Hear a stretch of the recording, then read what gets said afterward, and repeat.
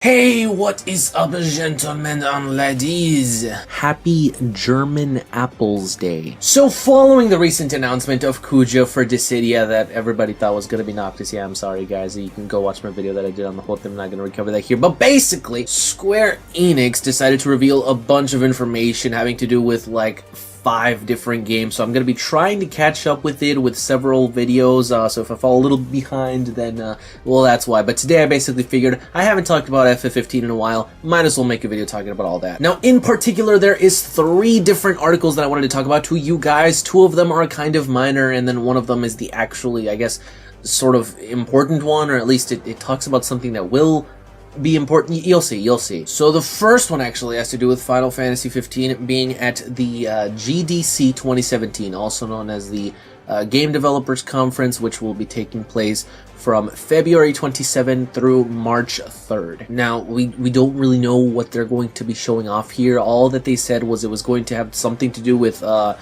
behind the scenes of Prompto's photography as well as interactive music.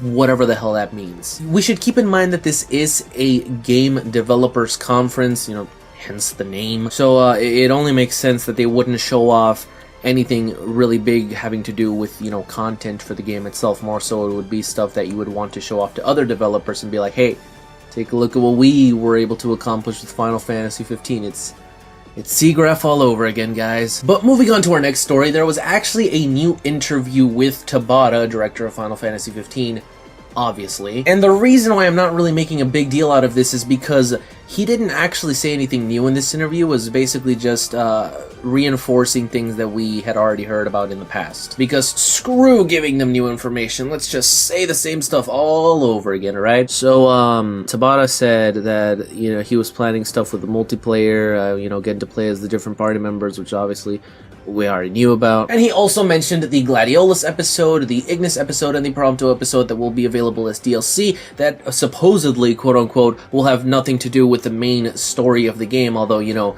we know from playing the game that there is actually some pretty big holes where those episodes are set to take place. So yeah, Tabata, nothing to do with the main story. Our party members just you know, kind of leave the party one at a time for like a chapter and a half each, and we're not supposed to question it. On top of that, he also mentioned something that he had talked about quite a while ago, actually. I don't believe that I've talked about this since before the game came out, actually. I need to stop saying actually. But yeah, it was the whole thing having to do with you being able to create your own characters for the game. Now, like I had said in my original video where I talked about this, I was basically like, well, I don't really know how they would tie something like this into the story. Maybe it would be like a Mass Effect situation where you can basically create the character that you play as. And most people in the comment section, of course, were like, Dean, obviously, you dumbass, it's gonna be for the multiplayer. And I was like, yeah, holy shit, I completely forgot. So it makes perfect sense. You'll be able to make your own character for the multiplayer of the game and, you know, get to play with your own fighting style, all this kind of stuff. It'll be fun. But then Tabata said that on top of having that for the multiplayer,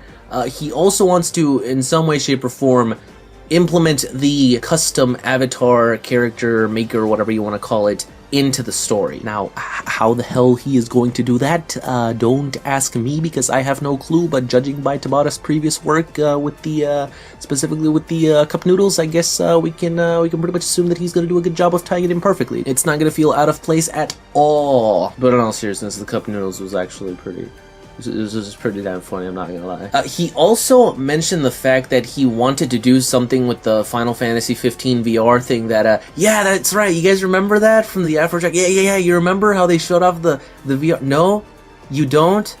Oh, neither does anybody else. And finally, the third thing that I want to talk about was the fact that they are apparently going to be planning a New Year's special active time report for Final Fantasy 15. Now, this may be a little bit strange for those of you that, you know, pretty much already know what this is, and I know that there's a lot of people that just recently, you know, got into the whole Final Fantasy 15 scene after the game came out. So for those of you that don't actually know what an active time report is, it's basically like a Nintendo Direct equivalent, if you want to call it that, back when, you know, Nintendo used to do that, where Tabata and usually Fuji is there with him, basically just get on screen and they tell us a bunch of Final Fantasy 15 information. Now, they held plenty of these in the years really leading up to Final Fantasy 15, like ever since, I believe, early 2015 was like one of the first ATRs. And this is actually where we got the majority of information that we did for the game. However, now they're holding another one, and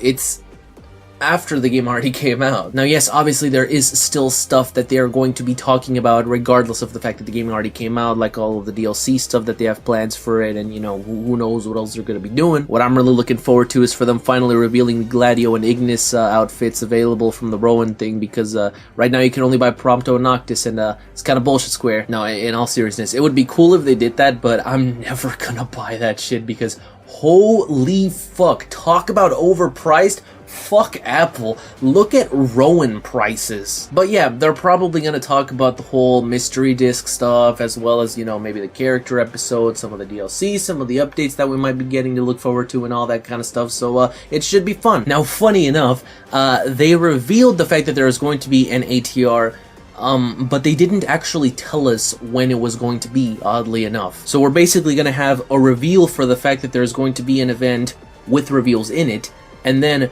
a reveal for the date of said event with reveals in it, and then the actual event with the reveals in it, and then the actual stuff that was revealed coming out. Got that? Good, because I'm not repeating it. So even though Final Fantasy 15 came out, a lot of people pretty much already beat it and are done with what the game currently has to offer. It's nice to see that Square is still supporting it, still revealing stuff about it, and hopefully you guys are looking forward to it. Either way though, be sure to let me know what you think about all this in the comments, but I hope that you guys enjoyed it. If you did, be sure to blitz that like button, subscribe, and as always, stay tuned for all things Final Fantasy. See you guys.